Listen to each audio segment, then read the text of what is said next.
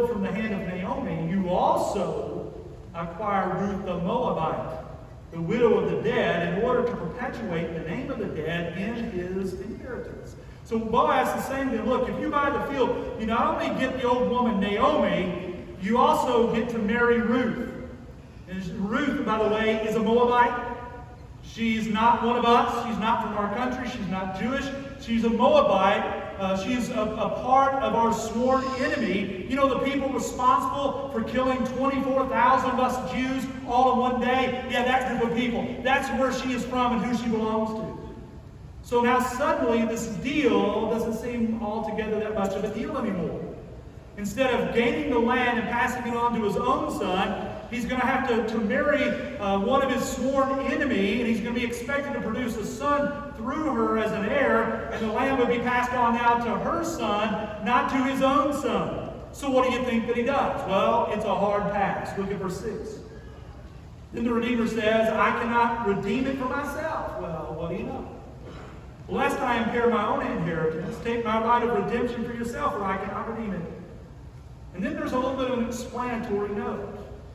It's because the book of Ruth was written at a time where the customs that were getting ready to play out weren't really observed anymore. So the writer of the story of Ruth is explaining to his contemporary audience what was going down. So verse 7, now this was the custom in former times in Israel concerning redeeming and exchanging. To confirm a transaction, the one drew off his sandal and gave it to the other. And this was the manner of attesting or affirming or agreeing in Israel. So when the Redeemer said to Boaz, buy it for yourself, he drew off his sandal. Okay, so what's going on here? We read earlier in Deuteronomy chapter 25 that a brother was supposed to marry his brother's widow. But what if you were the brother, right? Your brother has died. Maybe you already have a wife. You've got a sweet little family. It's a happy little situation. Your brother suddenly dies, and now it's expected upon you to not only remain married to this girl, but you get to have a second wife. You've got to take on the responsibility of another woman. What if you didn't want to marry her? Right? Well, what if you didn't like her? I mean, what if she was mean? What if she was cranky? What if she had chronic bad breath or something else, right? What if you just didn't like it? What if you just didn't want to? Did you still have to marry her? No, you didn't. But it was considered shameful if you did not. You know, the same passage that called for a brother to marry the widow of his deceased brother to do the honorable thing also tells us this in the next verses. Back in Deuteronomy 25, verse 7, here's what it reads.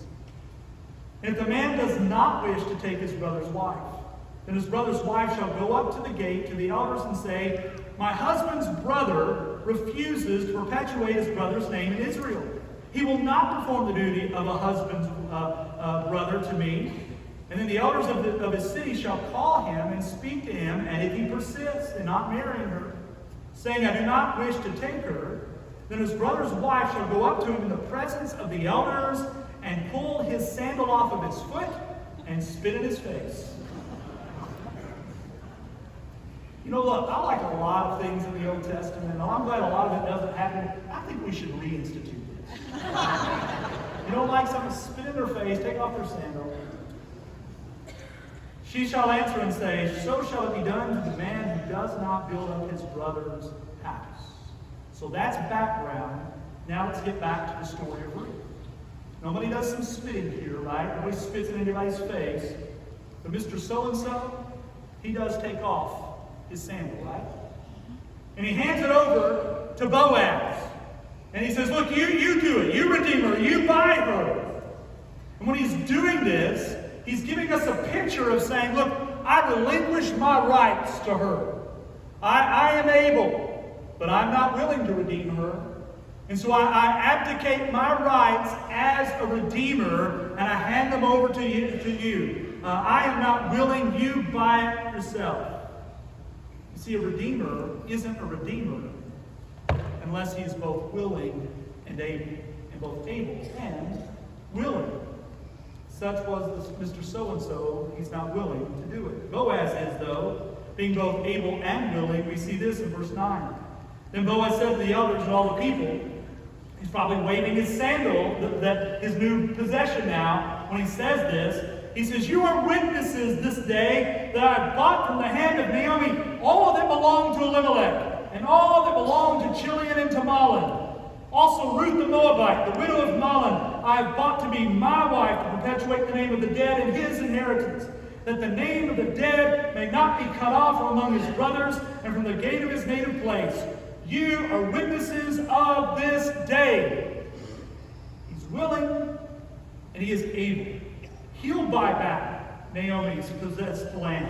All the land that was given to her through her relationship through Elimelech, he's going to take on responsibility for it. He will redeem it, and with that, he'll take on responsibility for Naomi, his wife, the widowed wife, but also he'll take Ruth to be his betrothed. In fact, did you notice what he calls her? Ruth will be his what? Wife. It's important. Because throughout this book, we've seen Ruth identified in a number of ways. She's identified as a Moabite a few times. She's identified as a stranger, as a foreigner. She's identified in a couple of places as a servant. But now, finally, she's a wife again. See, Ruth's redemption is being realized. It is finally happening, but only because Ruth had a real Redeemer who was both able and willing. By the way, Mr. So-and-so might have not been into this whole scene. We can well imagine he sort of slinked off after he passed on his sandal, only to hear this proclamation by Boaz, and probably the crowd erupted in cheers. In fact, look at verse 11. When they heard Boaz's commitment that he makes here, it says, "Then all the people who were at the gate and the elders said, 'We are witnesses. May the Lord make the woman who is coming into your house like Rachel and Leah, who together built up the house of Israel. May you act worthily in Ephrathah and be renowned in Bethlehem. And may your house be like the house of Perez, whom Tamar bore to Judah, because of the offspring that the Lord will give you by this young woman.'" Here the people, the elders at the gate, they affirm his commitment, and then they make this blessing about Ruth, of all people, that she would be like Rachel and Leah. You remember their story, right? Between the two of them, they produced 12 sons and probably lots of daughters. And they're saying, "Lord, we pray this blessing upon her. May you make her, this one woman, as fruitful as you made two women combined.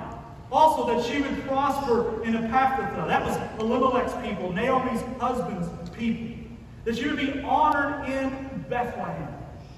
Remember, this is not a Jewish woman. This is not an Israelite. This is a Moabite. But she's going to find honor among the Israelites. And in fact, that's what happens. Ruth has a book in the Hebrew Old Testament named after her. That's how this was fulfilled in her life. Also, they pray that her house would be like the house of Perez, son of Judah and Tamar. We won't get into the nitty-gritty about all of that. Perez was a twin. It was conceived in a salacious way. Go back to Genesis 38. Not now, but later you'll see how all that went down. But the point of that story is that Tamar wasn't Jewish. She was a Canaanite widow, and ultimately she was brought into the Israelite fold. Her son Perez was Boaz's ancestor. And all that's going on there in verses 11 and 12, it's a lot going on here, but here's what I want you to take from it, and it's this. The people, as they were praying for this blessing, they weren't praying for a blessing for one of their own. They were praying it for Ruth. They were trying to seek a blessing for one of their own. They were praying for a blessing upon a Moabite. Praying for Ruth to be blessed, treating her as if she was one of their own. And in fact, from that moment forward, she was. She'd been a widow. She'd been a widower. She had no husband. She had no children. But now she has a family. Now she has a home. And now she has a new people. And all of it came because she had a real Redeemer who was both willing and able. And a real Redeemer also does this. A real Redeemer who is willing and able will bring about a real restoration. Look on down to verse 13. In verse 13, and we've had a lot